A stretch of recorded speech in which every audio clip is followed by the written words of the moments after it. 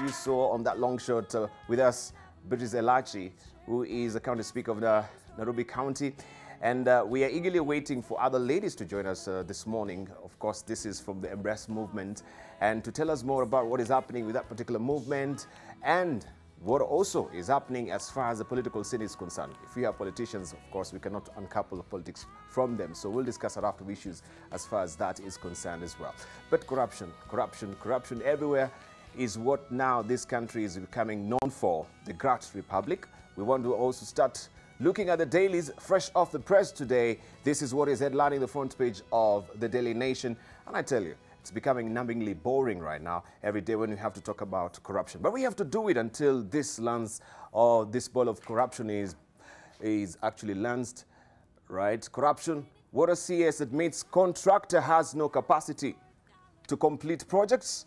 This is what is on the front page of the Daily Nation today. As investigations into the 21 billion shillings dams racket hot up, the political fangs are finally out. DP Ruto is calling the amount claimed to be lost a flat lie. Senator Murkomen doubts the motive of the probe, but President Kenyatta is adamant the money was lost and the culprits must pay. This story continues on page 4 of the Daily Nation this morning. And also, you can read some of their bites there. We have Deputy President William Ruto saying, you have heard that the government has lost 21 billion shillings in the Ara and the Kimwarer dams, which is a flat lie. The money in question is about 7 billion shillings. And for every coin that has been paid, we have a bank guarantee.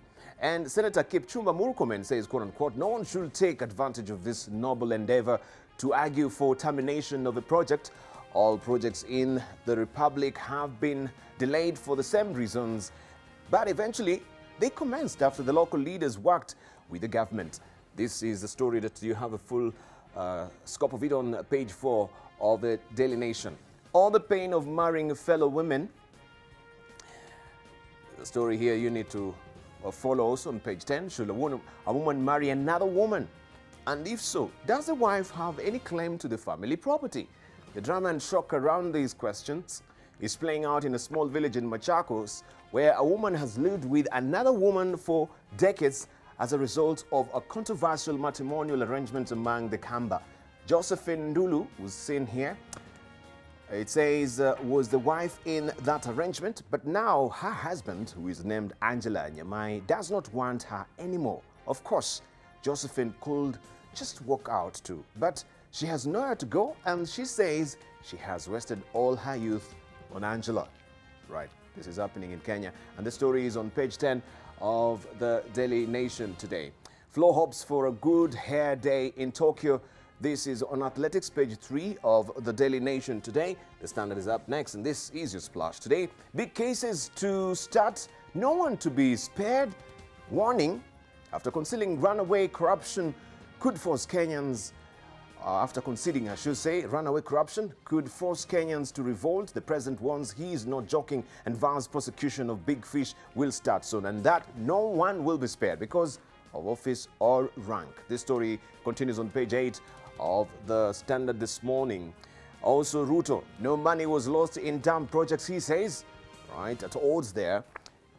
DP dismisses claims of massive graft in Kimwarer and Aror, alleging not a coin was lost and that the money spent can be accounted for.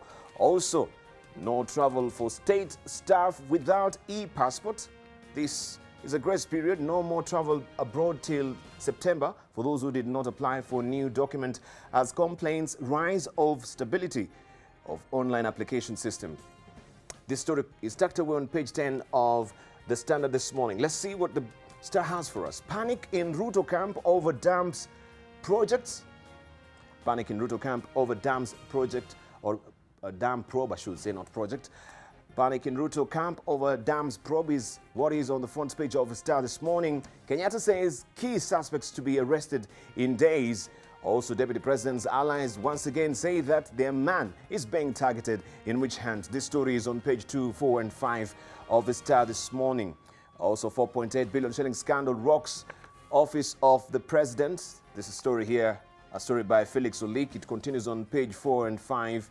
And just to read a snippet of it, it says, an anti-graft detectives have unearthed an audacious attempt by the state officials to steal 4.8 billion shillings through fictitious security contract in the office of the president in an elaborate and brazen plot that has baffled EACC investigators. Top officials in the State Departments for Correctional Services irregularly awarded 10 classified tenders and were about to pay 3.6 billion shillings upfront. The State Departments oversees prisons and domiciled in the Ministry of Interior, currently headed by the Cabinet Secretary Fred Matiang'i. This story continues on page 4 and 5 of the Star this morning. We'll give you gritty details of this also in our news bulletin. And Deputy President Allies once again says that their man is being targeted in witch hunt. I read that for you, and the story is on page 2 and 4 and 5 of the Star this morning.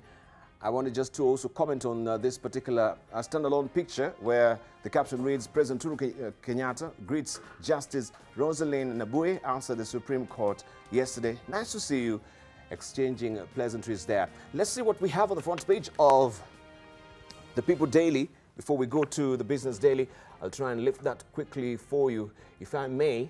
Well, it seems not to be in my list this morning, but we can go to the Business Daily, where consumers gain, exporters pain as shilling hits 99. It's a mixed bag as the currency breaks the 100 units psychological barrier, putting a smile on consumers, but gloom on exporters who will earn less. It's tucked away on page 4 of the Business Daily. Cheaper food eases inflation to 6-month low. A fall in the price of maize, Kenya's staple food, helped to ease the cost of living to a 6-month low as per inflation data released by the Kenya National Bureau of Statistics. You can follow this story on page 4 of the Business Daily this morning. And fake surgeries, the new way to milk NHIF. Right. This is another scandal there. Fake surgeries now top the list of frauds against the National Hospital Insurance Fund. The state agency has revealed the scam mainly involves healthcare providers who claim to have performed various operations and procedures during surgeries, when in fact they did not, either because they were not medically necessary or because they would have resulted in reduced payment claims from the insurance fund. This story continues on page 4 of the Business Daily. Let's see what we have also on the front page of Taifa Leo. Uhuru Ruto wagongana, it says. Naibu Rais atilia shaka DCI, Rais asisitiza imani yake kwa Kinoti na Haji katika vita vya ufisadi. And this story continues on page 2 of Taifa Leo. Also Raila alani Waititu kwa kutaka vita vya ufisadi vizimwe kasi. And you have the story on page 2 of the Taifa Leo today. Also this standalone picture is of China. These are from China, and this is Peng Hongwen and Yeu Dali wakiwa mahakamani Nairobi jana waliposhtakiwa kwa ujambazi. You can follow this story also inside Taifa Leo. Let's go to Uganda, where the Daily Monitor is awaiting us, and this is a splash today. Kitende, Uganda martyrs Gombe top A-level exams. That story also continues on page 2 of the Daily Monitor. 21-page coverage of top schools, students, scores and profiles. So it's very comprehensive. You can see some of the faces of the top performers here on the front page of the Daily Monitor, and also a list of top schools in the country, beginning with St. Mary's Secondary School, Kitende there. And the top students as well in the country. We had Agaba Ian, and it continues. You can get the full list inside the Daily Monitor this morning. In Tanzania, we have Mwananchi. Remember, we don't have a Citizen. It has been banned in Tanzania for 1 week right now, actually. And you can actually also follow the story. Still, many of them that are on Citizen on the Swahili version, which is Mwanafunzi ukaguzi maduka ya fedha watikisa da. That is a splash, and you have the story on page 4 of Mwananchi. Let's see what is happening in Rwanda. Survey. Unprecedented or unpredictable, I should say, taxes biggest constraint to business. This is what we have here.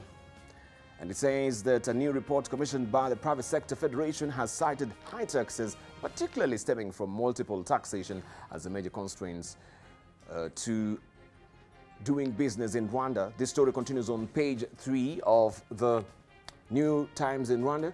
Also, Rwanda plans bigger continental air show.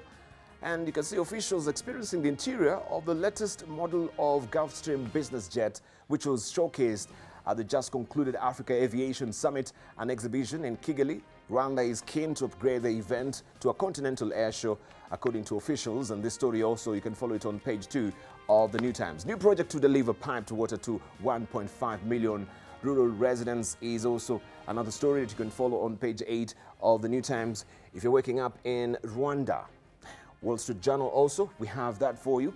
Cohen says Trump guided cover-up as President Trump coordinated scheme to repay hush money, his ex-lawyer alleges. And this story continues on page 4 of the Wall Street Journal. This is the latest, and you can see that handshake. This is President Trump and North Korean leader Kim Jong-un meeting in Hanoi for the start of the second summit on Wednesday. And of course, we know there was no agreement or no deal from this particular meeting, but they've indicated, yes, that another meeting is on the offing as well. US and North Korea push for ties. You can read the rest of the details on page 9 of the Wall Street Journal. PG&E repeatedly delayed fixing problems in fire zone. Power line is now prime suspect in California's deadliest wildfire. And you can follow that story also inside the Wall Street Journal. Also, side by story there, Pakistan-India escalate conflict. Pakistan and India jet fighters clashed in the skies above the disputed border, with each side claiming to have shot down at least one warplane, and Pakistan capturing an Indian pilot, escalating military hostilities between the nuclear-armed rivals. Deadly there, and you can follow that story on page 8 of the Wall Street Journal. I want to show you the editorial cartoons that we have this morning. Let's begin with what is happening in the People Daily, and this is what Atuma has drawn for us. Right, the national cake since 1963, it was piling high. This is the public coffers. Over the years up to 29, that has been reducing, right? And you can see the person who's eating this. These are government officials, right? From the beginning, they were very thin, but over the years, they've grown fatter and fatter. And now you can see the way that stomach is actually jutting out. This is 2019. So these are the cake that we're talking, all the big cake that we're talking about, the dams, the NHIF money, and all that jazz. Let's see what is happening also inside the Standard. And this is what Gatto has drawn for us. And this is Trump and Kim Jong-un, right? And it seems Trump is astute there, pole dancer, entertaining Kim Jong-un, and the question is, who is a little rocket man now? So I leave it for you to decipher. This is what is on the editorial page of the Standard. Let's see what also we have inside the Daily Nation, and this is what has been drawn today. The gender bill, right? It's a camel. It's a camel going through the eye of the needle there. This is a Herculean task, I should say, and they're really trying. You can see the ladies, they've been trying, straining at the leash there to push this particular camel into this particular eye on the needle there. And of course, this is jutting out from Parliament. You remember this did not pass the other day, that is on Wednesday, because of quorum issues in the House. So what does it portend for the bill? We have the Embrace movement here, and of course the ladies are going to talk about and weigh in on this and a raft of other issues as far as the gender bill is concerned. But just maybe to introduce them to you this morning, the two of them who are here, I want to actually introduce former senator and now the county speaker of the National Assembly, Beatrice Elachi, and also Diana Sifuna. She's joining us this morning. She's the CEO of Youth Agenda. Right. Let me just hear from you, Elachi. Looking at this editorial cartoon, what do you have to say? The gender bill? The gender bill. Well, I think, you know, when you're bitten, I don't know, is it 4 or 6 or 7 times? You must stop and ask yourself, what is wrong? And for me, for Kenya, I think where we've reached now, we've reached a place where we now just need to stop as women and ask ourselves, how do we just go to the grassroots and request for votes? from the citizens, because they decide. But I know as Embrace, we are going to push it through the referendum, so that we finalize this process once and for all. In the Constitution, you must have the formula. And we are not going to shy away now. If this is how we're going to push everything, and we know Kenyans are saying punguza mzigo, then you bring in a different formula in terms of how we get our constituencies. And we remain with 47 counties. Yes. The smaller counties give us 3 people, a woman, a man, a youth. And the larger counties like Kiambu, Kakamega, you give us 6 people. And we finish, and we reduce parliament. Because also, you're asking yourself, why do you need the numbers anymore in parliament? If we have the counties are set up properly, and we start delivering properly, then you need a leaner, and then retain the Senate. Retain the Senate, but then you bring in a structure of youth where you ensure also 47 youth come in now to just ensure they take care of the youth also. And then we will not have an issue of saying there's no woman, there's no youth, there's no man. And then within that, you create an electoral college where you bring in now people with disability and maybe the minorities. And I think we'll be good. And it will be a very lean parliament. So you sound like you're very certain that we actually, this is, you know, cut and dry, that we are having a referendum. Come what may. Cut or may, yes, we must. We were saying in the beginning, oh, no, but as women in this country, we must fight for that referendum to ensure we put in now this gender bill. All right. Yes. Okay, let's hear from Diana Sifuna on this as well. You've been following the story. And looking at this editorial cartoon, if we just have it on the touch screen again, you want to weigh on it. Do you think this camel will pass finally through that eye of a needle? You know, I'll tell you what's wrong with that editorial cartoon. Yes. It's that it's a lady that is pulling it. The gender bill, I think there must be maybe a communication issue where gender is assumed to be the women's problem as opposed to it being a society problem. It should be a man and a woman, and probably a young person as well, pulling the camel. It is our problem. It was tabled to the assembly by Adan Duale. All right, but maybe the perception is the young people also are not really gagging for the gender bill. That's why we cannot capture that the young person. And where's the man? Then where's the man? Where's the man on that editorial cartoon? It is really not a women's problem. It is a society problem. So I wish it was actually a man pulling it, a man and a woman pulling it. Then you would actually know that we're talking about representation here. We're not just talking about women inclusivity. We're talking about let us all be gender sensitive. What will happen when there comes a time when women are the majority, we're getting all the seats in parliament, and now the men feel left out? Isn't it going to be the same thing? Fantastic. So if we all push for representation, then we're good to go. Okay, I wanted to pick up another editorial cartoon, then we can actually comment on it briefly. This is what Tuma has actually drawn in the People Daily today, the national cake. Since 1963 up to now, it's going down and down. Now it is, in 2019, it's actually flat. So it seems that in 2020, moving forward, we'll have no national cake at all, which is a lachi. Isn't it sad? Yes, it is very sad. It is very sad that we really, as a country, and you know, Tibal, even it's very sad in the morning when you start talking about corruption in this country. I don't think the word is any more corruption, no? I think we need to change it and just say a country that is so greedy that you would rather eat everything, even what the dogs were supposed to eat, we have eaten. So even what the rats are supposed to be trying to eat, we have eaten. Now we have nothing. I think that's what we need to call our country. We have greed, not corruption. We are so greedy that we don't care when one person decides, I want to take the whole of Nairobi and it should be mine. And so you don't care about others, you'd rather they die. We have reached a point where we need to ask ourselves as a country, because we need solutions, Dibal. You know, now when you see that cartoon, then you see the headlines. I think what we need to be talking about, it's not how now, because we know the how. We have finished the country. What we need is solutions. Solutions where we need to ask the church first to start with the church. On Sunday, full of Christians, we are there. What are we doing in this church? Are we mocking God? Is that why God has decided now to reveal us who we are? Just the way he revealed Americans. When we thought of Trump, and we used to say, wow, how do you get Trump? But then in the end you realize, what?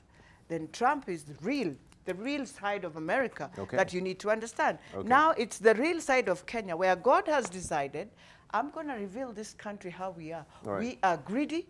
We don't care about next generations. We are here to finish. One person, two people, and I'm not going to fear, because it's also very painful. I just want to tell my Jubilee government that it seems in Jubilee we decided a few, just a few, are the ones who retreat on all these things. So you find corruption 1, 2, 3, 4, 5, 6 to 10. Very few. And not just one person, because I can see we are blaming each other. Excuse me, we need to go in a room somewhere and ask ourselves, why did we do this, all of us, and then start sorting. Let us stop pointing fingers where it's not supposed to be pointing fingers. All right. Diana, do you think there's anything left maybe for your daughter if she's not there for the future? Yeah, because now the cake is actually going, you know, going out completely. Just picking up from what you know, Honorable Elachi has said, it is really very sad, the state of affairs in Kenya right now. And looking at that, it is not encouraging. But the solution is there. We have a very lovely constitution, much more updated than many other developed countries. Remember, we're still developing. We're trying to get to being a first world country, because, you know, I would rather not settle for being a middle upper or, you know, second. No, no, no. We want to be a first world country. But look at what we're doing. And I would say we need to look at the Chapter 6 of the Kenyan Constitution. Where are the national values? What are we doing to actually make society become accountable, or the leadership to become accountable? And I like what she said. She actually pointed out that our leadership, the current government, needs to look at what is happening around. What are they delivering? And they still have time. We're still in 2019. There's time to go. Changes can happen when we decide. Yeah. Right, thank you.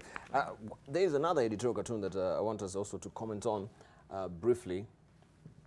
This is what also Victor has drawn for us. I didn't show it. But there we go. Big flat lie. And this is all about the dams.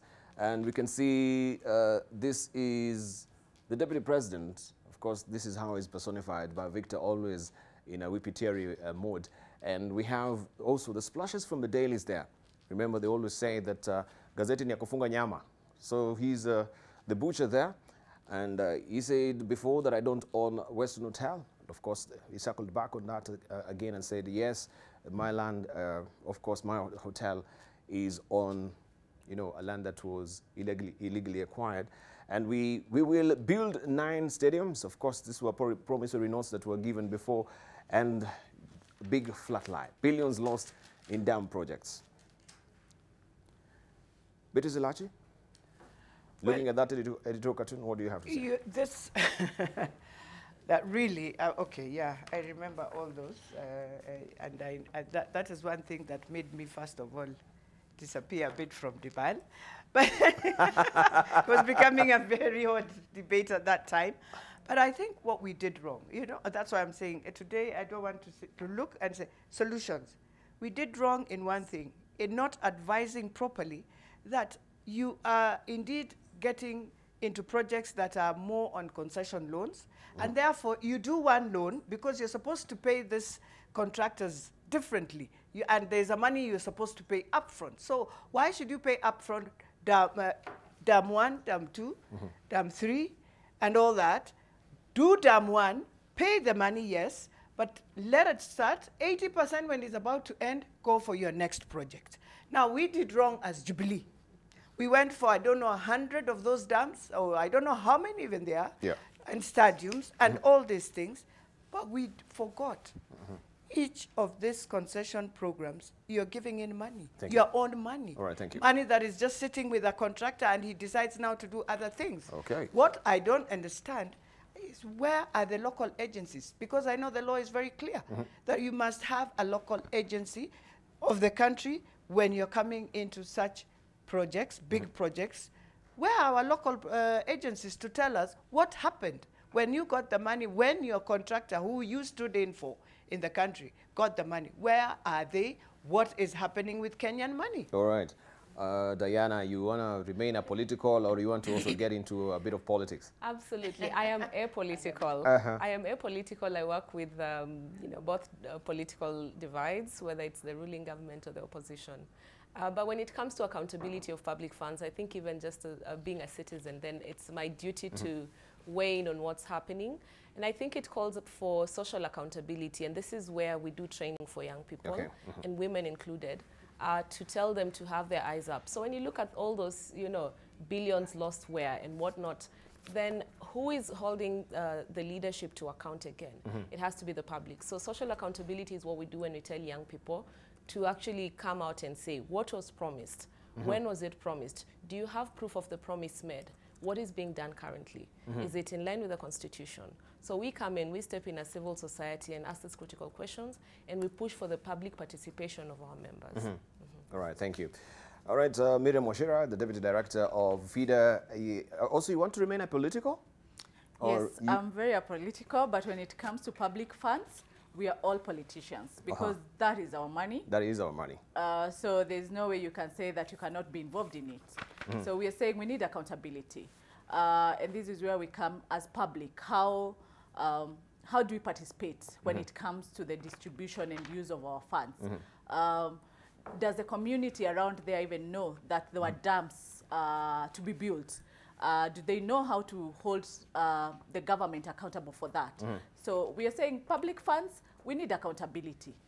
Right, thank you. We need accountability. We shall be discussing this and a raft of other issues as well. Gender bill being on the table and looking at the breast movement so far. What is the way forward? A lot of issues also to do with, now they're calling it a femicide, domestic violence. What is happening to also our morals? You can see this story also on the front page of the Daily Nation about this woman, the pain of marrying a fellow woman. It is happening in some parts of this country. And there's this story that is tucked away on page 10 of the Daily Nation. So I'm here with the Warembos, so you can also join me on the other side of our social media platform. That is, you can head over to our Twitter handle, which is AM Live NTV. AM Live NTV is a profile name on Facebook, and 20686, our SMS portal. For now, let's put this horse into full run as always. We look at the highlights. 4.8 billion shilling scandal at the prisons department. A major politician is implicated. Water minister denies dams at center of scandal. And in Somalia, Islamist bomb targets Mogadishu hotel, killing at least 10.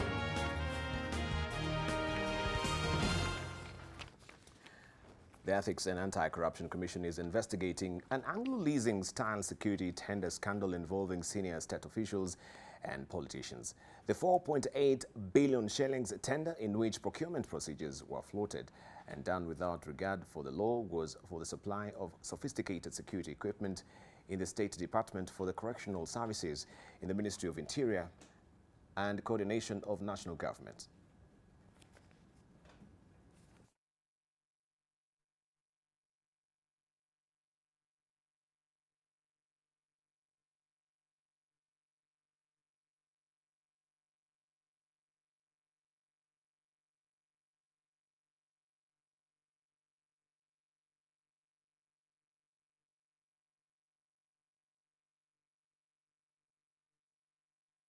Of course, NTV has learned that the Commission has narrowed down on about 10 individuals who it says are persons of interest in the investigation.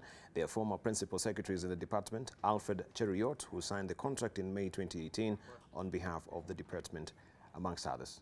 It was by sheer luck that the money had not been released, because the contract says that upon signing of the contract, the payment should be done within 30 days. So we were just lucky that the money had not been released. An issue is the procurement processes, how it was advertised, payment mode, and quite a number of the companies didn't have the necessary qualifications for them to be awarded. The government now says that claims that up to 21 billion shillings has been lost through contracts for the construction of Aror and Kimwere dams are blown out of proportion. Speaking during the launch of a report on the state of the judiciary, Deputy President William Ruto termed claims of the alleged loss of 21 billion shillings as misguided and derailing the fight against corruption. This comes even as the Ministry of Water has moved to distance itself from the construction of the two dams. If the Italian contractor is removed, then likely the Italian credit will also go. So we are retaining the credit with the same contractor, just standing there for the face, but we know the people who are going to do the work and finish are this. And Kenyans must get together to fight corruption, otherwise the get-rich-quick attitude will bring the country down to its knees. This is the prognosis of the head of state, who also sees the judiciary as the weak link in the fight against corruption. The president wants the judiciary to rethink its approach to fighting graft, saying Kenyans must get value out of their work, and he is not alone.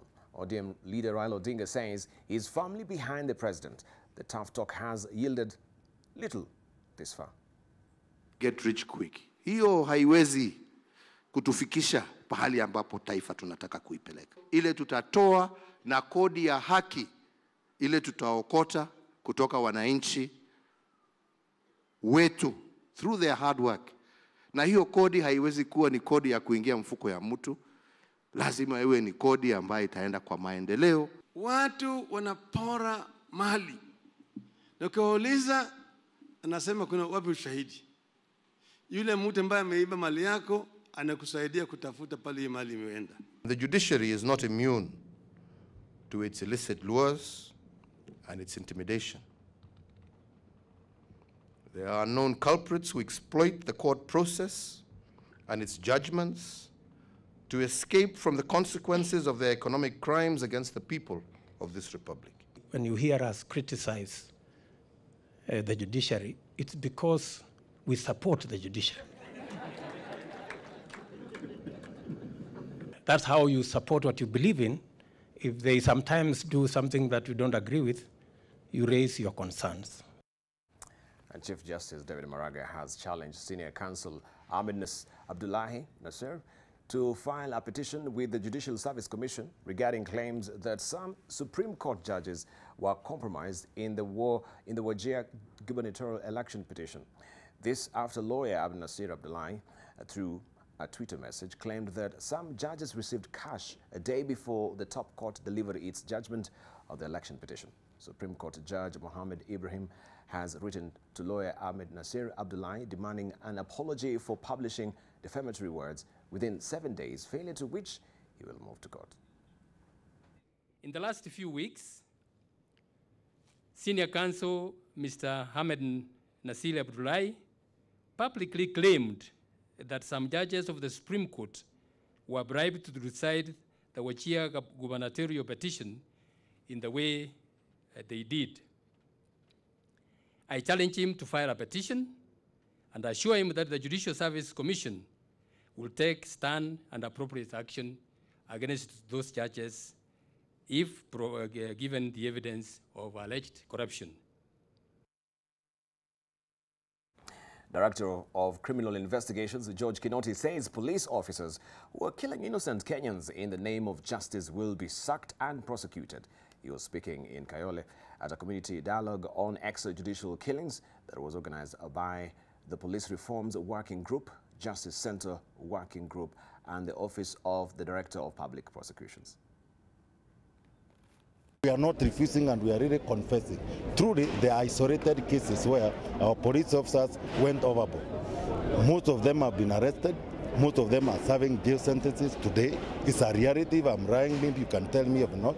There are those who are undergoing prosecution as we are speaking with you, and there are those still which we are investigating. We try to address them, to ensure that we are accessible to them. There's no way we can give justice if we are not accessible to the people who need it, and that's what we are doing.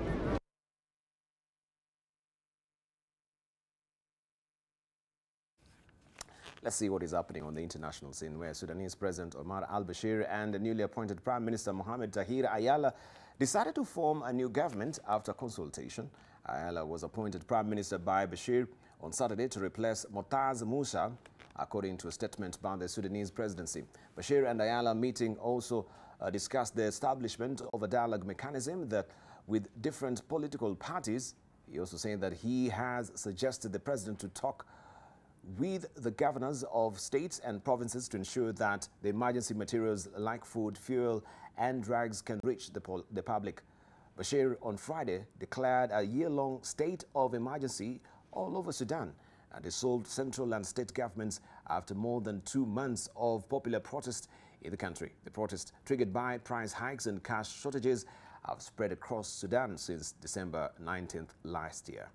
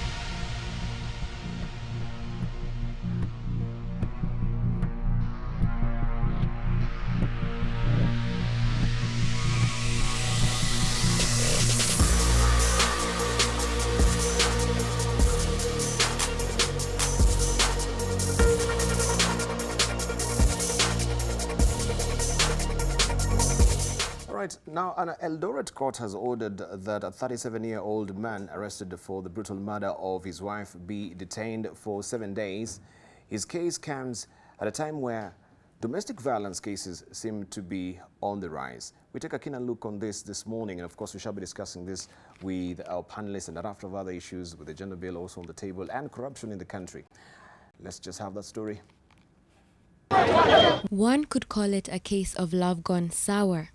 David Siloba was arrested yesterday following the murder of his romantic partner Fiona Kisuya at their house in Kapsoya Estates, Eldoret.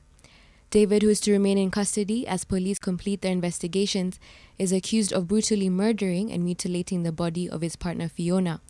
Her head and hands were found next to her partly burnt body after David allegedly tried to cover up the murder. Authorities were, however, alerted before he could succeed.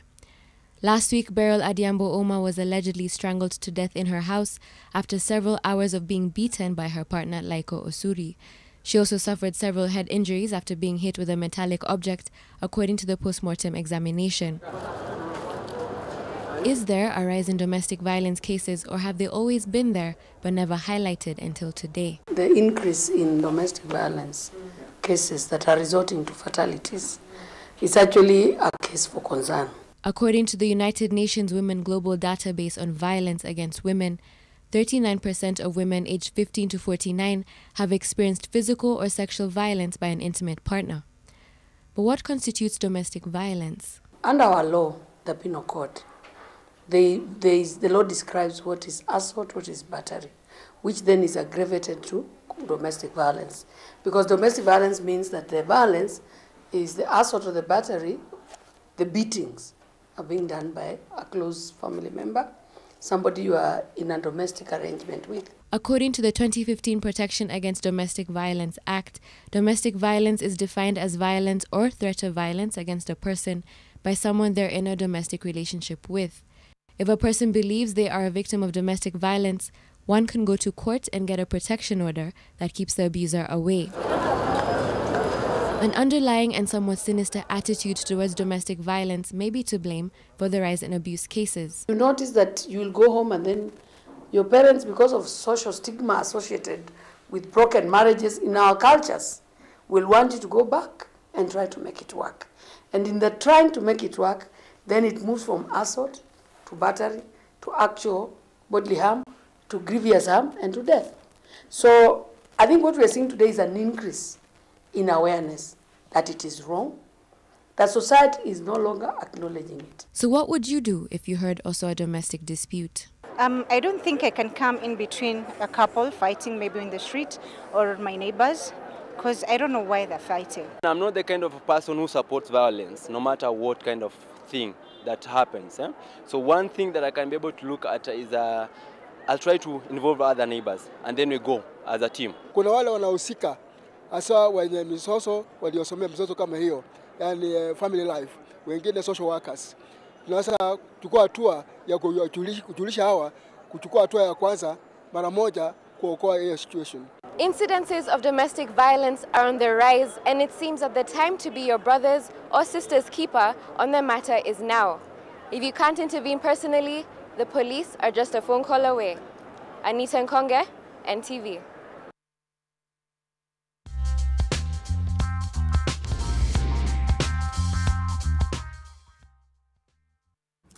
And also by Anita, segue as into a discussion this morning, looking at the raft of other issues that is happening as far as women are concerned, and also following the track of the Embrace movement. They had a conference, and also there's a big conference that is in the offing we'll get to hear this morning. Allow me to introduce our panelists once more, if you're joining us this morning. And joining us as well this time is Priscilla Nyukabi. She's a commissioner with the National Gender and Equality Commission. Also, I'd introduce to you Miriam Washira. She is the Deputy Director of the FIDA. We have Diana Sifuna. She's the CEO of Youth Agenda. And British Elachi. She is the Speaker of the County of Nairobi and also a convener at the Embrace movement. All right, let's just get to discuss. And I want us to be very candid today. We will not go on the lectern because of interest of time, but I just want us to have somewhat of a heart-to-heart talk of where the country is as far as the role of women is concerned, right? And I think there is a new term that is a new lexicon that actually has come to the fore right now, people calling it the femicide. What is really happening when in the domestic domestic violence, we're seeing women being bludgeoned and clobbered and murdered in this country. We wonder, where are we headed? And as the Equality Commission, Gender and Equality Commission as feeder, and of course from the county assemblies as well, the youth, this seems to be running the whole gamut, so no one is actually spared, right? In terms of the morals of the country, are we losing it? So are we seeing the moral decadence, rising and rising over the years? There's a lot that is really happening. That is one bit. So there's a hodgepodge of issues and melange of issues that we want to discuss this morning as far as that is concerned, and even corruption in this country. What is the voice of the women saying, right? Is it just the faces of men who are embroiled in corruption, or what is really happening? Let's just begin from that front, and I think we've heard from the rest of the ladies. We can actually get to hear, following that story of the gender violence and this femicide. What is the take of a commission, Priscilla? I think it's been really, really sad, to watch the deaths. And what is usually sad in Kenya is the rate at which we forget. So we just have one case, I think Corey's wife, then now we are to Beryl, then Sharon before. It's very sad that the country just keeps moving from one. Buried Carol as well. Carol, yes, and then there was the Joey case before. It's terrible. It's too many young women who've lost their lives over issues that need to be dealt with the law. Yes. So one of the things that is with the Commission now is implementation of the Domestic Violence Act, which was passed by the last Parliament. I think that law needs to be implemented. And we're even in conversations about seeing the Director of Public Prosecutions, so that the same effort that is being put on corruption, we need similar effort on gender-based violence. We need dedicated prosecutors on gender-based violence. We need bail also removed from gender-based violence crimes, because some of the offenders are repeat offenders. A child sexual offender commits the crime in one county or in one town and then moves to another town. Many police stations have warrants of arrest, very huge sizes. So I think it is time that we looked at the criminal justice system and what it needs to do for it to be able to remove some of these perpetrators. It's terrible for the country. So we are hoping that the institutions, the investigators, the Director of Public Prosecutions, the courts, and even the reform processes that are going to come up are going to deal with this issue in a different way. It is terrible. And the first point for us has been the bail situation. But other than bail, it's also having dedicated prosecutors and investigators on this. We are still taking these matters too lightly. Like you see the Beryl case, every neighbor said, "Hiyo ni mambo ya nyumbani." And sometimes the police also say, "Hiyo ni mambo ya nyumbani."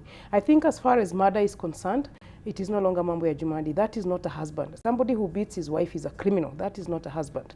And so the law is going to have to deal with that issue. And I'm hoping that as our laws improve, as we fight corruption, that the same effort on fighting corruption is going to be applied to many other crimes, including the crimes that affect women. All right, I've not really gone through this particular act, Domestic Violence Act right now. And what is really what is really affecting its implementation? Is there any rhyme or reason for this, that yes, we have the act, but enforcing it is a different kettle of fish altogether?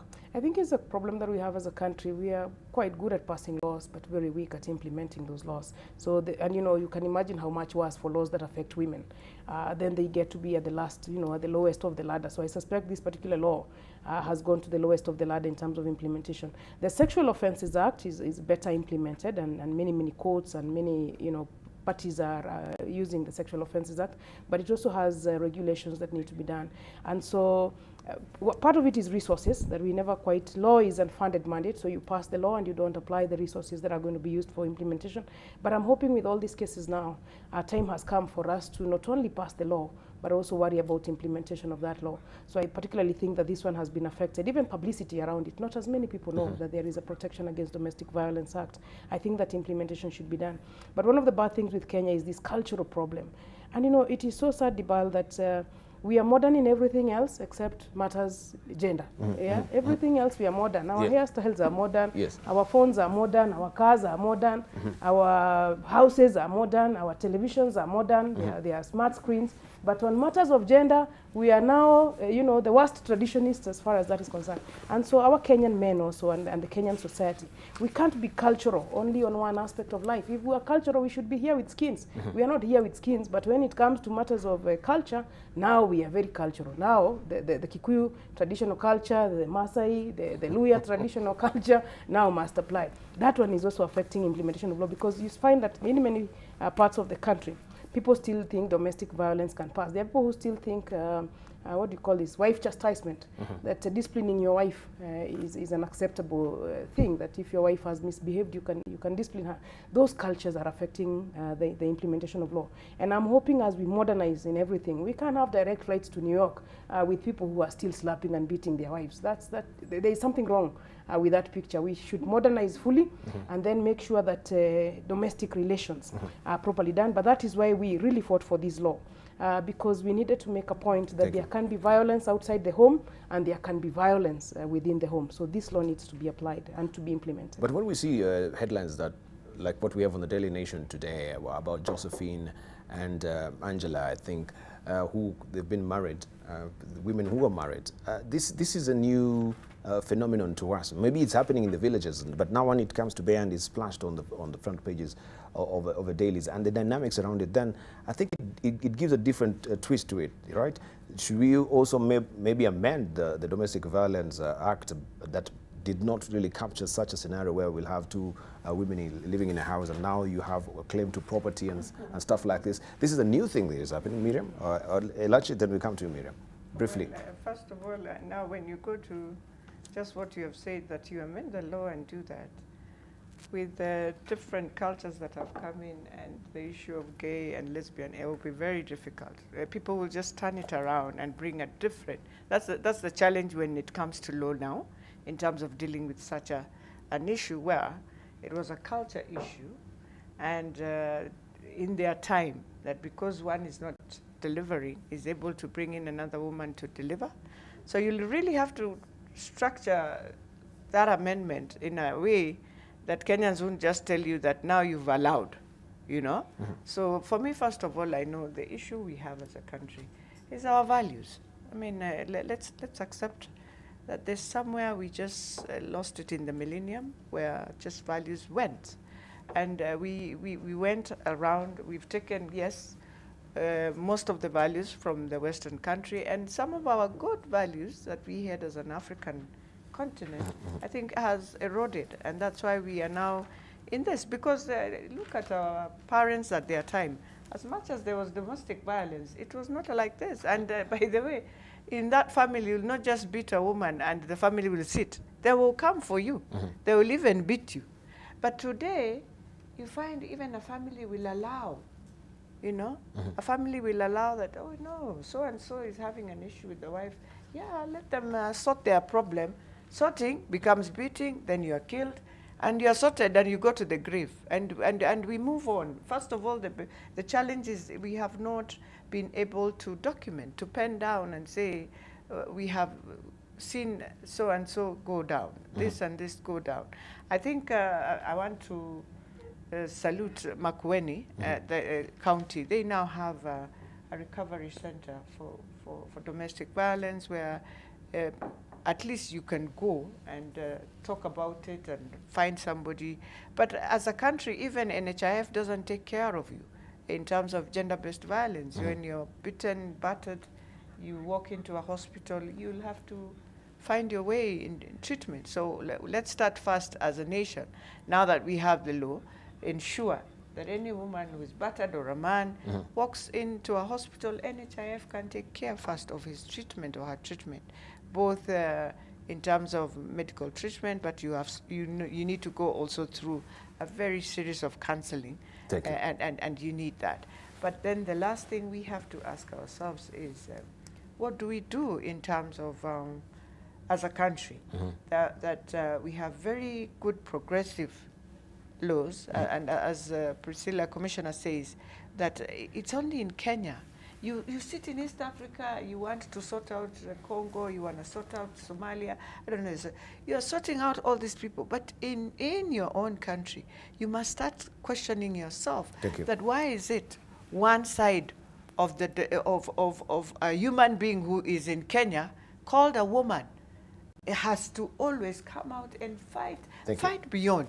Fight beyond to get a job. Then you have to work harder to prove you are a woman, you can do this job. Then you have to...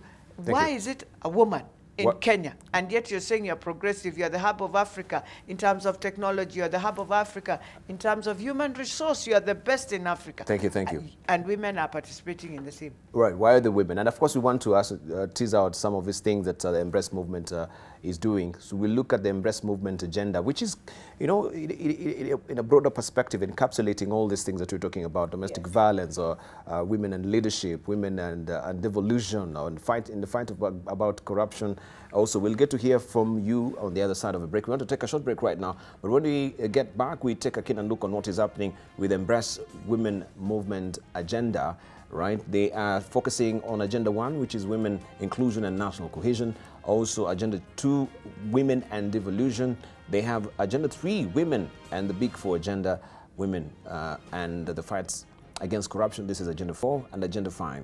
Women participating in safety, peace and security. So we'll tease out some of this, of course, information that they have for us this morning, and we'll get to discuss them much deeper on the other side of the break. Don't go away.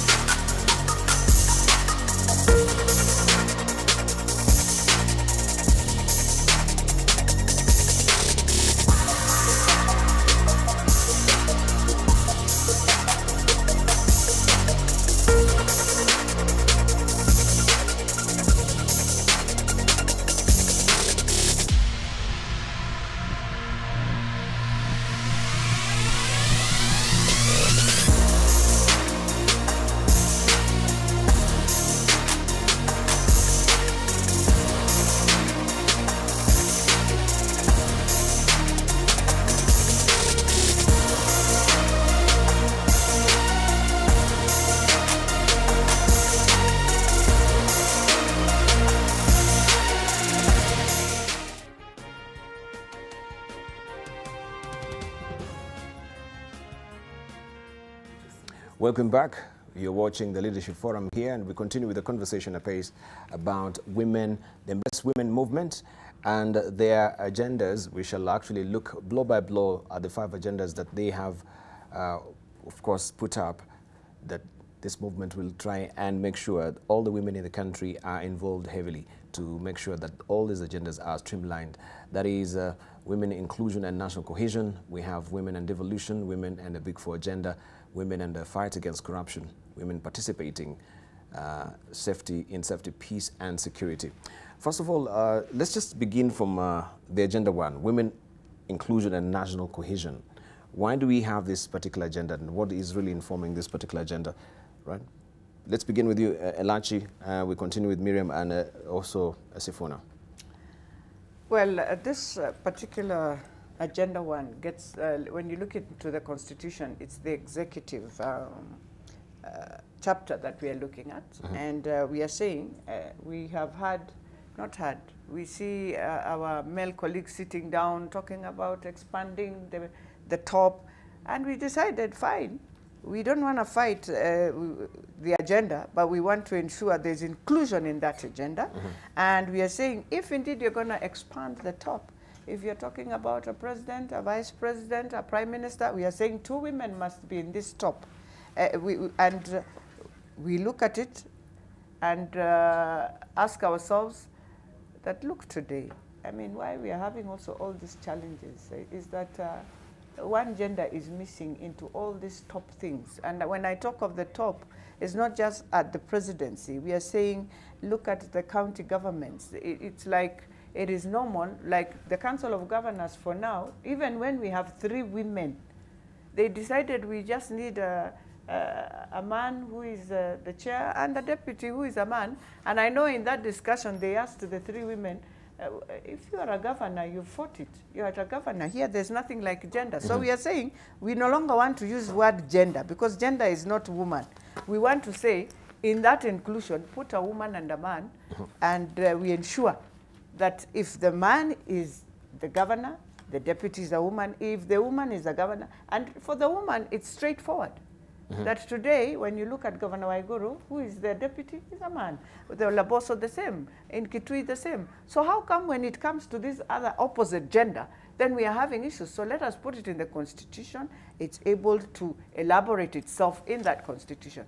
But then the other thing we are trying to say is, let us also look at the other structures. And I was just thinking and saying, when I look at now the county governments, how many clerks do we have?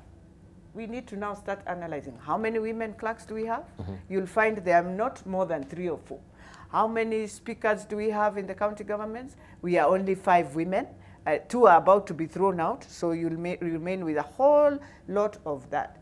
How many majority leaders, minority leaders? And look at Bunge. In Parliament itself, you have Muturi as a speaker, you have the deputy as Cheboy. And people, you go to the Senate, the same. So why can't we just put into the Constitution that clause that says opposite gender, and we just finalize and finish that?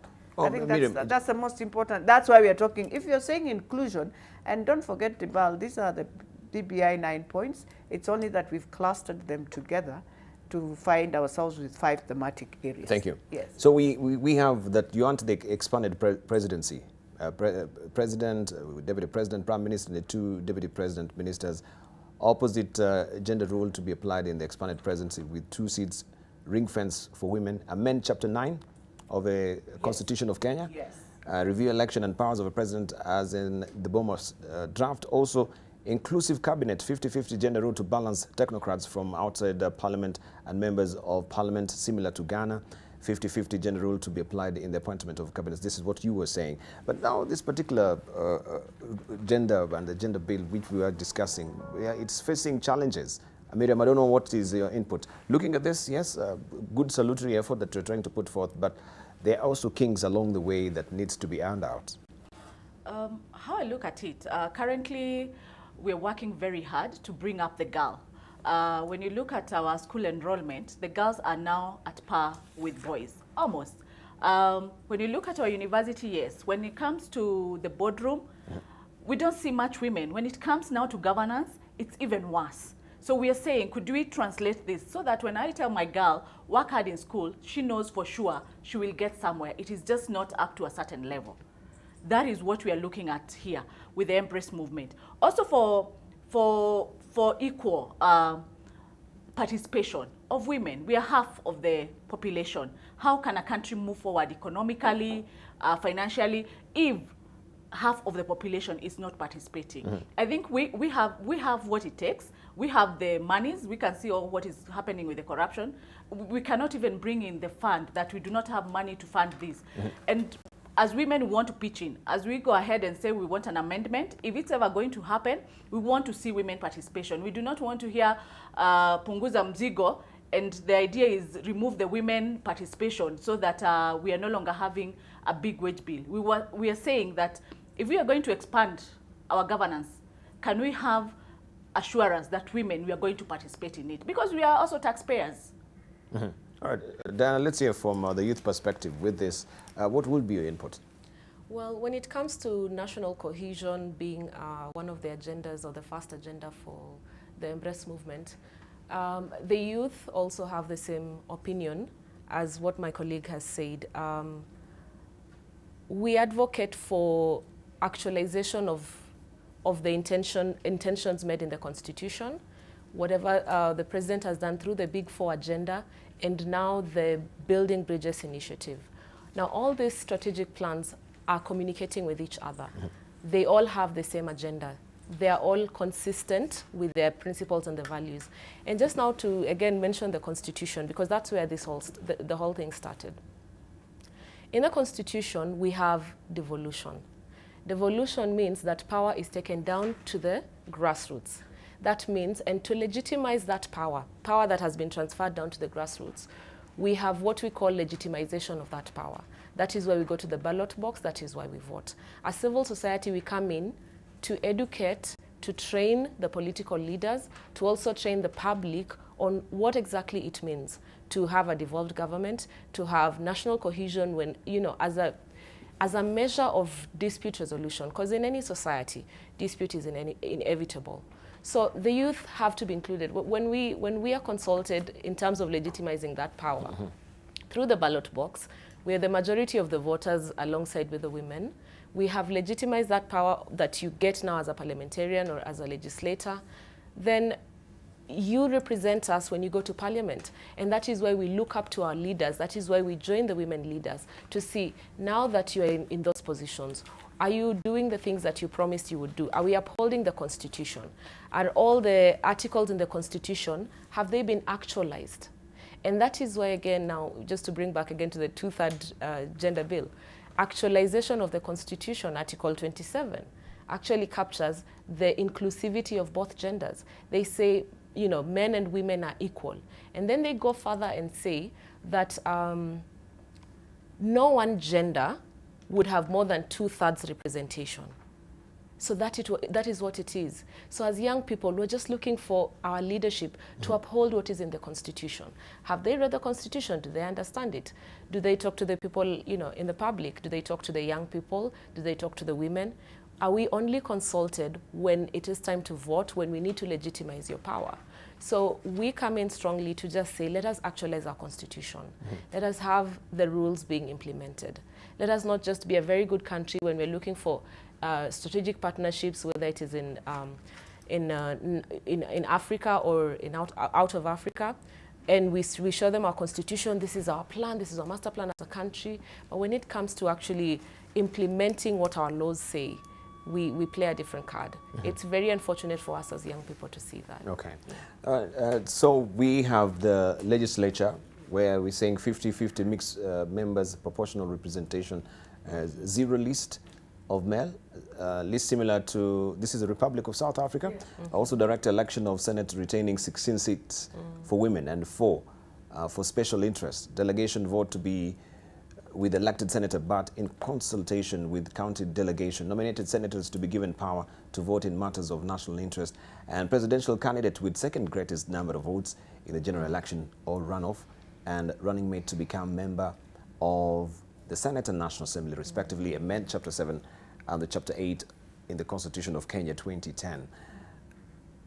Looking at this particular also suggestions and that yes, you've enumerated here or illustrated, how different is it from what also the member of Parliament from Gatundu, that is Moses Kuria, was suggesting? Because it seems that it is more or less the same. What's so different with it, especially from the executive and down to this legislature? The difference with ours in the embrace is the inclusion of women. And you know, Mheshimiwa of Gatundu is one of those who say punguza mzigo, putting women as part of the mzigo. So that is the difference. I mean, these particular proposals for us are not just their inclusion, but also stability for the country, all based on the handshake, that the handshake has given us a good environment around which to think about matters that have been pending in our country. And one of the pending matters is gender inclusion. And so when we talk about the 50-50 in the legislature, the zebra list, it brings in a male and a female. You know, in South Africa, you elect the ANC party. And then the ANC party will have a list of its candidates. In the list of those candidates will be the name of a man, the name of a woman, the name of a man, the name of a woman. So you have a 50-50 direct representation in the National Assembly, or the House of Representatives, as we call it. And that's the way we see it going. Because in Kenya, when you do first past the post, which is the election that we have, first past the post means even if you steal, even if you beat people, whatever you do, as long as you cross the line first, you become our member of parliament.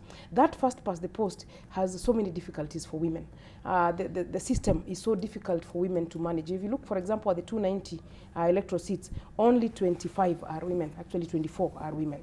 If you look at the 47 governors, only 3 are women. You look at 47 senators, only 3 are women. That's about 6%. So only 6% of women got elected to Senate and to the gubernatorial position. So that electoral system for us needs to change. And what we see are 2 options. One is the South African zebra list, but we also see a possibility of reducing constituencies or reducing electoral areas. Leave the 290, have the 47 counties as your electoral areas. If you have the 47 counties, you can elect 1 man, 1 woman, and 1 young person. And you have a parliament of 144, I think about 145 reps, because you will include some PWDs through the Electoral College. And so we are going to be asking for a transformative way of looking at representatives so that women can then be part of that house and women can be part of the decision making. And that is because 2/3, it has appeared, is a problem to be implemented. So if 2/3 is a problem to implement, we leave 2/3 for the appointive positions. Remember, we have 2 types. We have the appointive and we have the elective. So you leave 2/3 for the appointive. But you go to 50-50 for the electoral. And in places like cabinet, because we see our neighbors, Ethiopia and Rwanda, they've got 50% representation in cabinet. So that can happen because that is appointive. And what we'll be saying with that is that you want men and women who can then lead your country out of the challenges that we have. So our proposals are going to be different from what Moses has given. We also have another one for the person with the 2nd greatest number of votes. You know that we've had very, very strong leaders in our country outside the houses of decision making, outside the National Assembly and Senate. Former Prime Minister Raila Odinga was outside the houses of decision making in the 2013, 2017, and again now in 2017 up to 2022. So what we would be proposing is that the leader with the 2nd greatest number of votes in the presidential election goes to the houses, becomes either in the National Assembly or in the Senate, but plays a role in terms of decision making in our country. And we think that that will assure us of more inclusion, better decisions, even better opposition, because again, the thing with democracy is you need a ruling party and you need a strong opposition. And opposition can only be strong when the opposition leader is in the House leading the troops or leading his members of parliament to give us credible opposition. We're not going to be able to fight corruption if we don't have strong opposition, because corruption means there is an oversight. There is somebody else watching the records. There is somebody looking at the money that we have put in the budget.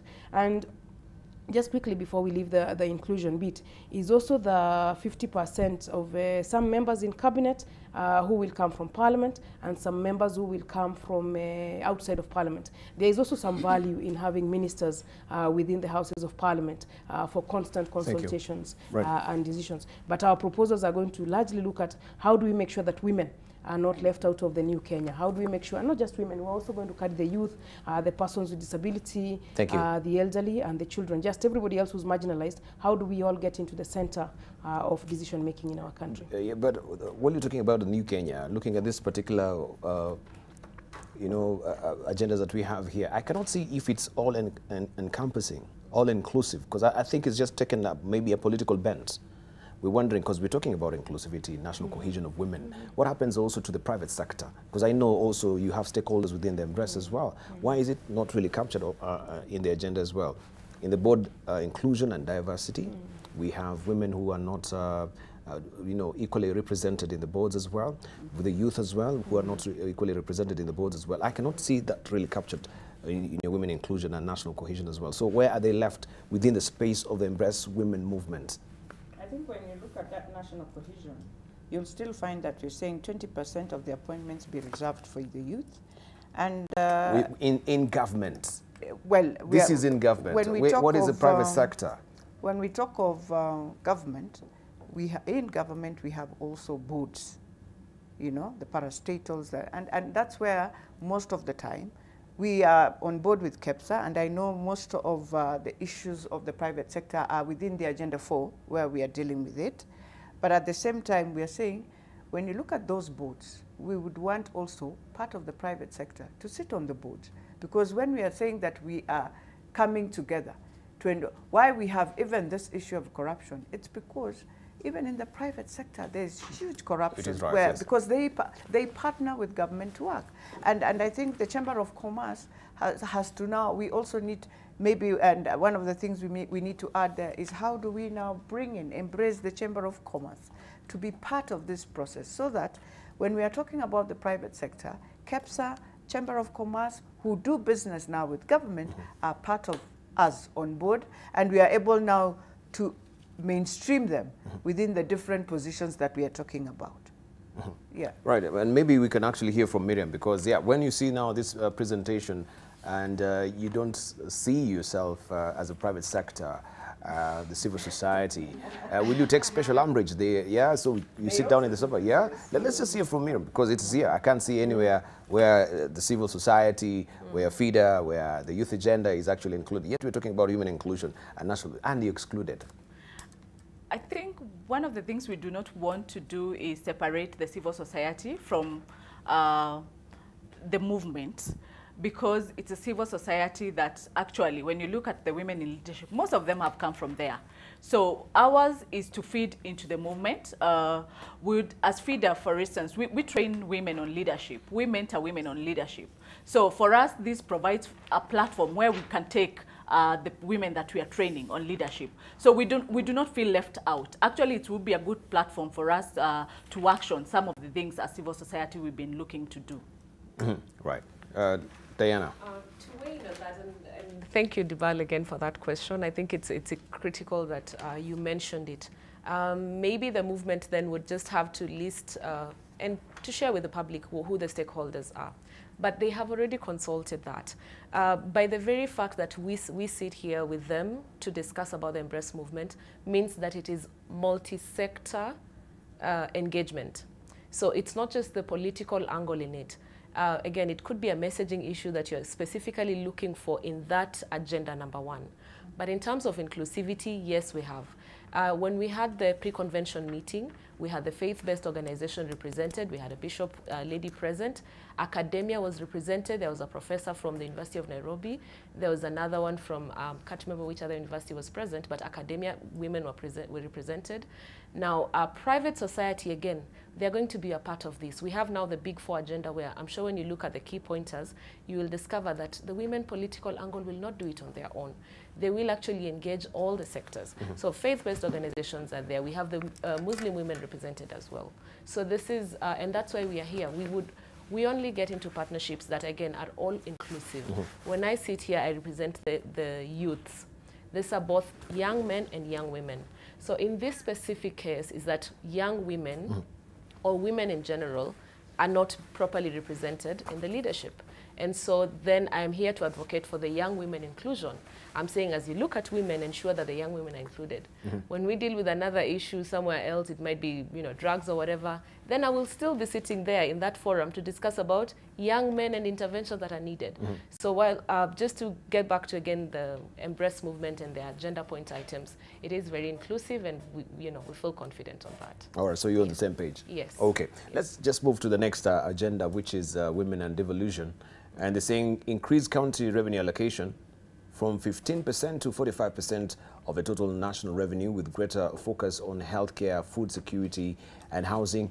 Controller of Budgets and National Treasurer to review the standard of accounts and clarify the definition of recurrent and expenditure codes. County governments to strictly adhere to the 70-30 recurrent and development expenditure ratio, with stringent measures on non-compliance. Establish and strengthen institutional structures, legislation and accountability mechanisms required for effective delivery of health. Establish a National Health Service Commission to ensure quality of service workforce, planning and development, joint collective bargaining agreements and frameworks for sharing and deploying scarce technical skills. Increase number of national and referral hospitals from 5 to 10, with the management of these institutions assigned to national government. Strengthen the role and the power of the Senate in protecting devolution.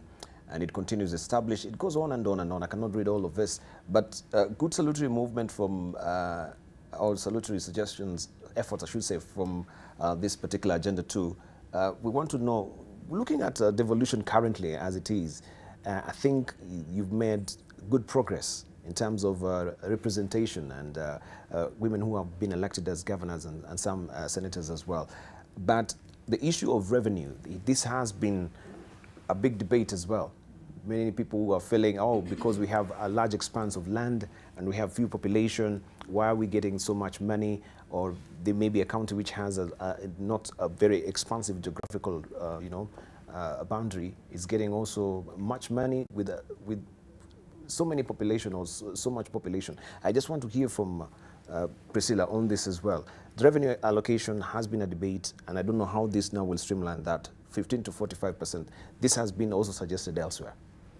I think part of the issue with resources is the debate on inclusion and inclusive development here being the case that we are pursuing. I mean, counties have brought some good things, and we are all very happy about most of what the counties are doing. New projects for the first time, new cesarean sections in counties we would not have imagined before. But counties have also come with challenges. So I think the idea for us, if you look at the whole memorandum, we are protecting the gains of the 2010 Constitution, but advancing them. And so devolution is good, the counties are good, they are a big gain for our country, but it's time to relook at some of the issues that affect them. And that question of resources has particularly come out very strongly, that for as long as counties don't have enough money, they cannot do the services that they expected. And we worry ourselves because a service like health does really affect women in the counties. And so when you look at that position about increasing the resources, we say resources should increase, but we have our eye on areas like health, areas like water. I mean, it is sad that in our country up to now, women still fetch water with their bags and put in a lot of hours into looking for water, hours that should go to economic activities. And that is our position in terms of the resources and the 45%. But we also go further. In fact, for me, I'm even hoping we don't settle at 70-30. We do a 50-50 balance for recurrent versus development. You know, our country also spends so much money on recurrent expenditure, and recurrent expenditure does not develop. What we need to do is put more money into development. So we're going to be asking for a principle in the Constitution around how governors are going to apply money between recurrent and development. And then also the equitable sharing, the question you raised about counties, I think the formula has got to be looked at afresh. I think that we want all the counties to develop at the same time. All of our 47 counties are important, and women are in all the 47 counties. So we'll be asking that much of the money goes into equitable share.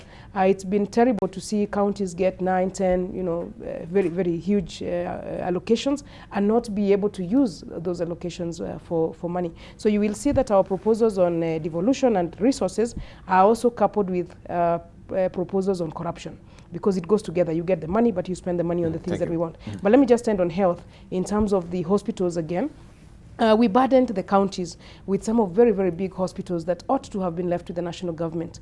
The national referral facilities need to include the provincial hospitals, what we call the level 5 hospitals. The counties with level 5 hospitals have continued to carry a bigger burden than counties that don't have that level 5. So if we look at health, we will be looking at a better sharing of functions around that health and leaving the national government to do some of the bigger roles. And a discussion has arisen even on Pumwani Maternity Hospital, which is a hospital that should serve women across this country. Should you leave a hospital like that with one county, or do you make a hospital like that national to serve it? In fact, for the longest, Pumwani was the largest maternity in Eastern Central Africa, not just here in Kenya.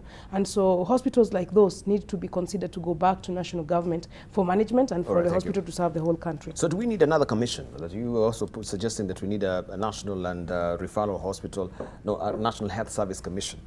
Why do we need another commission? We need a commission because one of the things you realize that this is service, is a social service. We are saddled with so much commissions in this country. Let me just You're talking about the recurrent expenditure here. Yes. It really also flies in the face of your suggestions that we should have a clear definition on the recurrent and the expenditure codes. Yes.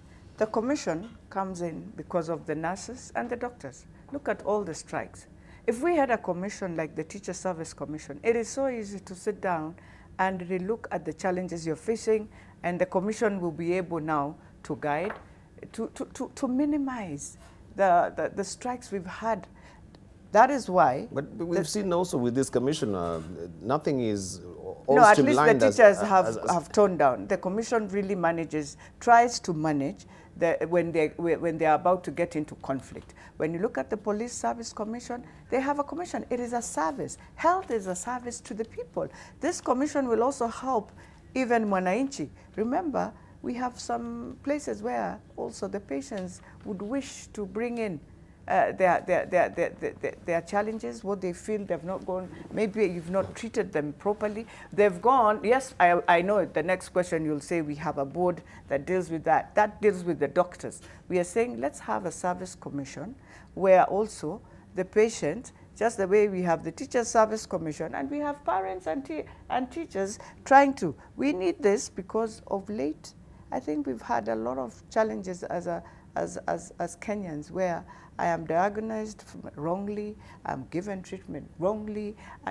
But if we have this commission, it's going to help a lot, not just on nurses and doctors and other medical practitioners, but also the patients will have somewhere that I can walk in and say, look, I have a complaint on this, or I would want to thank this within this.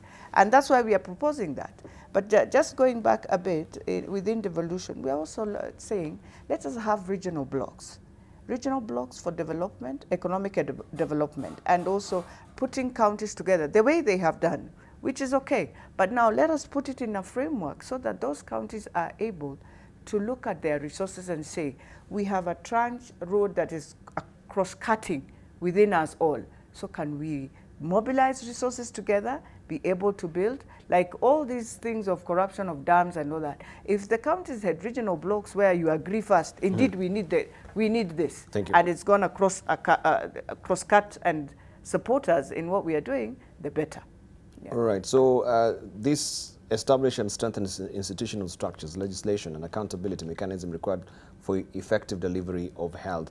I think on the devolution bit, you're actually really riding on health so far. Because that is the biggest challenge we've seen in devolution. Health is the sector that is really hurt in terms of devolution. Until if you go and do a survey right now, Kenyans will tell you, let health come back to the national government. Yeah. All right. They want to strengthen the role and the power of Senate in protecting devolution.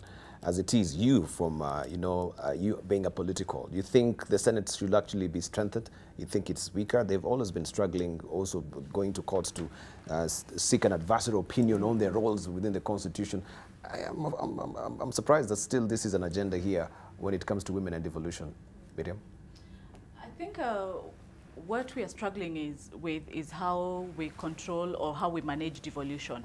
Of course, in the Constitution, when we brought it up, the Senate was supposed to be an overseer. But it's definitely that right now we feel like Senate is just a house that nobody's sure what they're supposed to do. So we're saying, could it, in the next amendment, could it be very clear what is the role of Senate? Who is the overwatch over devolution? Who is the oversight on what is happening at the counties? Because as women, we are concerned. We are taking a lot of funds to the counties. Who is watching over it? Who is accountable for it? Of course, the governor is accountable, but who is helping us to understand, is it going on well? What is happening? If we are going to pay senators, we need to know what is their role. What is the value that they are adding into our lives as a country? So that is why we are very concerned about the role of Senate. And I think it's a good idea that we should relook it as a country. But why haven't you, as a private sector, so to speak, done any evaluation audit of the roles of this process we have here, like the Senate? Do you have any report on their role and how exceedingly beneficial they have been as far as devolution is concerned? I think the issue is that it is not clear, as you're saying, that nobody has done a study to say, actually, since they came, this is what is different. That's why I'm asking, why haven't you done a study? We haven't done a study, yes, but it's one of the things that needs to be done, and it should be done. Mm-hmm. All right, I can see we have National Mental Health Commission. We want it also to be established. I think mental health in this country is a big issue right now. To provide insight and advice and evidence on ways to improve the citizens' mental health and address systemic challenges as a catalyst for action and impact. This includes increasing awareness, accountability, transparency in mental health by providing independent reports and policy advice to the government. Why do we need a standalone commission on mental health while we can actually embrace this within the National Health Commission that you're actually suggesting on the previous page? I jumped to the next. This is the National Health Service Commission. Why can't we not have it together, and as opposed to having it as a standalone commission? I think this is not really right up the alley of the youth. But you can actually suggest on the mental and why we really need, because I think right now, yes, go to some of the rehabs, right, in this country. We've just lost also Kantai, who was a good musician, a rapper for that matter, who was first of a gate to actually, set the trail as far as rapping is concerned in Kenya. And this is because of issues to do with alcoholism, which really affects, your state of and the judgment that you have as well, just mental health generally. Yeah, I mean, it's a good thing that you're actually saying mental health, and you sort of also mentioned alcoholism and drug addiction. But then mental health is a separate thing, and I think I was part of that discussion when the Embrace team were talking about why there needs to be specific centers, medical or health centers, that address the mental health issue. And we just did an analysis of in Nairobi how many health facilities actually attend to this need in society, and it is a reality. So the need to have it established and actually point out the area so that when it gets busy, when it gets tough, you have a place where you can go and just make sure that you're okay, so that it doesn't deteriorate, and then we have this loss of lives that are unnecessary. This applies both to the youth population and the general population at large. So there was definitely that discussion, and there is need for the team, including the development partners, private sector, and civil society, to come in and dig deeper to this problem. It came out as an issue, especially with the women, where they say the mental health is, it needs to have specific centers around the country and the counties actually. But just to also maybe mention something that you had spoken about in the role of private sector and civil society in ensuring that the Constitution or whatever is enshrined in the Constitution comes to play, and what we are doing to sort of have a social audit while the leadership is already going on.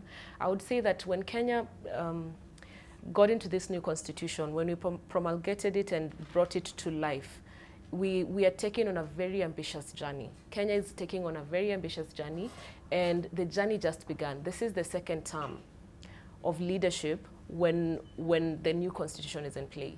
That being said, it means that we will not fully have a proper analysis of the effects of what needs to be done right now. It's still too very early for us to assess that. But we can do ongoing social audits and take note of what is working, what is not working. Which is why it's like a plane that is taking off on a very long journey, and we're just on the second stretch of it. So, and that is why we're now having these discussions, multi-stakeholder engagement, to see what in our new constitution that we were very excited about is working, and what is not working. And that's why we come to the table again and start assessing what works and what doesn't work. But then back again to your mental health issue, I think they can talk more about it. Yeah. All right. Are we exhausted on the mental health issue? Maybe you can clarify, why do we need these two commissions? They can actually be collapsed into one commission instead of two. I could add something myself on that. I mean, it's just that for the longest, the country hasn't quite prioritized mental health, even in terms of law. I think we used to have a Mental Health Act, which we repealed. I don't even know which law guides mental health anymore. We have Mathare Mental Hospital as a national hospital. I mean, all of the cases of mental health are supposed to come into Mathare Mental. Again, poorly funded, weak legislative guidelines, and so there is reason now for the country looking at the issues of suicide, looking at the issues of young people, issues of when an economy is developing, there is some pain, family pain around it. So that's the point about mental health. But I like the proposals that maybe as we look at the functions, for example, if it is the level 5 hospitals, you could have a mental health department in each one of the regional hospitals as well. We just wanted to make sure that we don't lose it.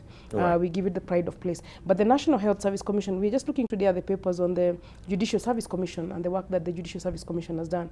The confusion in the health sector without a commission is what we used to have with the magistracy, especially on transfer. We had we had a chaotic process around judges until the Judicial Service Commission came. Now things are very orderly. We know how many we can recruit per year. The courts are well staffed, and that's what we see of the Health Service Commission, where you have across the country distribution of doctors, nurses, clinicians, lab technicians, and it's very painful for our country. We come from a doctor strike to enter a nurses strike. We finish the nurses, we go to clinicians. Then the lab technicians, then the nutritionists. I mean, it is time you put them all in one commission and try and understand.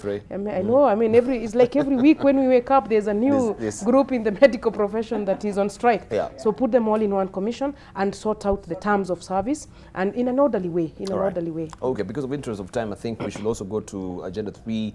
I won't really tease out a lot of all the agendas, but we'll just maybe take a cursory look at them. But this is key as well, Agenda 3.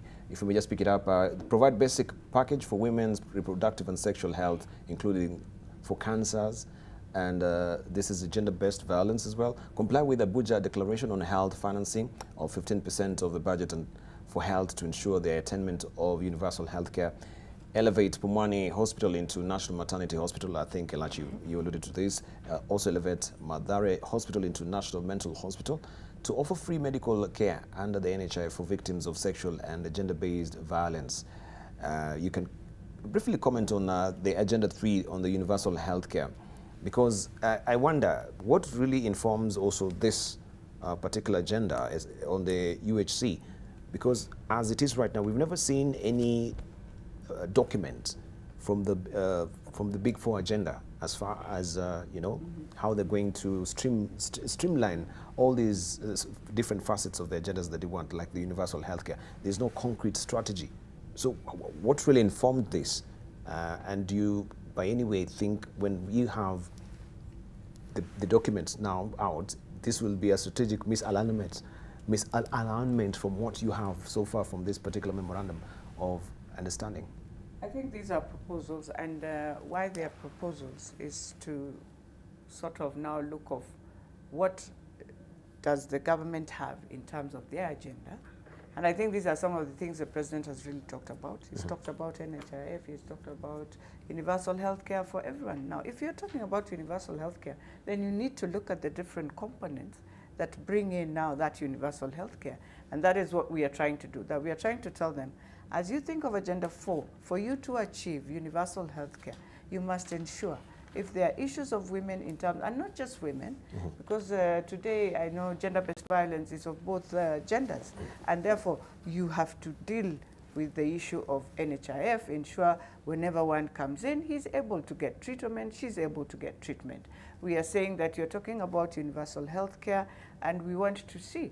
Today, Dibal, I won't be shocked if I go to some of these hospitals where we have very good equipments that are there, but you might find them covered because one or two things. Either you don't have the right person to deal with the machine or to handle the machine, or you are wondering, we got a very sophisticated equipment into our hospital that is good grade, but then we have not trained the personnel to manage it. Right. So we are saying, if you're talking about universal healthcare, then you need a training for your personnel to understand the new technologies that have come in.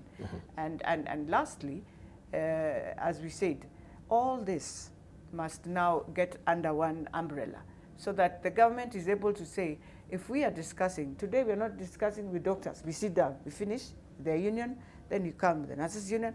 We are saying, have now your commission where you have both representation from the county government and the national government, and then when you have an issue, you sit down, either bargain or agree. But looking at this, if we may just have this particular page again, women and the Big Four agenda, and agenda 3 is women and the fight against corruption. All these things you've enumerated here, they're not really pointing to fighting corruption directly. I would maybe think something has to do with the ESSC. You know, there has been also the issues of, you know, the interface between the DCI, the DPP, and the judiciary.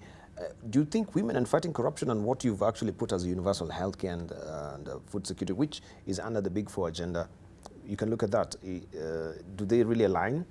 They align, because if you're now fighting corruption, now you come to the commission and deal with the commission. It's easier even for the multi-agencies that are dealing with corruption to come when you have a clear structure. Because even now, when you ask ESCC, now just let's say, for example, we have issues in Hospital X. Now, ESCC will have to go to this hospital, deal with this hospital, one entity, then move to another. But if they have a better structure, then the ESCC is able just to come in and say, look, this is your structure. We have seen misappropriation in this, mismanagement in this. You're not following either the procurement laws. But I think we also have very good proposals completely for corruption. And one of them we are saying, look, we have pomp and color when you're bringing in your budget in June. But you don't have pomp and color with your Auditor General to come and now tell you, this is what we proposed as money. This is money spent. Spend on project 1, project it, show Kenyans. Like now, if it is Itare, I don't know what, somebody already would be showing when Itare was on ground, no Itare, it looked like this. The contractor came in, we are here. We have lost time, we have lost, so we have a right to tell the contractor, you're leaving, because we have been monitoring you. And the Auditor General is able to say, yes, Treasury removed money for this purpose. Now, until you wait, until the officers of the Auditor General now goes, so we are saying in April, give us a report also as the Auditor General that now realigns us and tells us, indeed, did 7 billion, do we have 7 billion or we don't have 7 billion? But because of that, that is why we are finding ourselves in all this mess. Quickly, we need to take a quick look at all this before we just out of the studio. Food security, because I remember that national food security, you suggesting you set up a national food security to fight against hunger, protect the rights of the people for food and ensure stability of prices and staple foods as well. Previously, as a senator, you would come up with the food security bill, and I think also one of the agendas was to have the National Food Security Authority.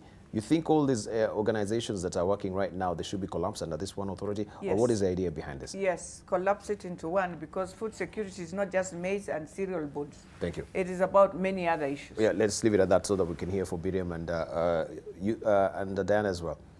Fighting corruption in this country, looking at the headlines, Feeder, do you think maybe you need to add one of your cores, or the core, what do I say, I like the better word, the core functions of Feeder as well? I know you're solely for women, but in fighting corruption as well, are we seeing the faces of men or women also are enrolled in this? We've had the cases of even the KAA and JKA, takeover debate that is in the fore, that some of the principal secretaries are involved in this particular takeover as well. We've never had also you commenting on the women who are embroiled in corruption.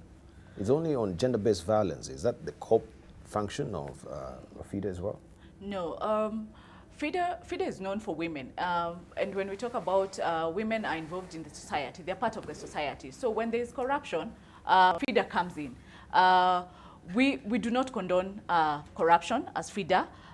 We speak out against corruption in any area. We, as FIDA, what we do mostly is train women to stand up for accountability, to ask questions. We go to the grassroots and train women to get into the public participation when it comes to budgeting, to know what is happening in their country. And this is where we are saying, let's be involved. Let's not the debate always involve men when it comes to talking, when it comes to leadership. Also, we're asking for fairness when we are dealing with issues. When it's a woman involved in a corruption case, it's blown out of proportion. When it is a man, it's somehow covered up. So we're asking for fairness when it comes also to how we deal with women, and let women get into leadership, and then we'll see the difference. Blown out of proportion, yes. You think so? If the magnitude of the money that is involved, then how do you treat this?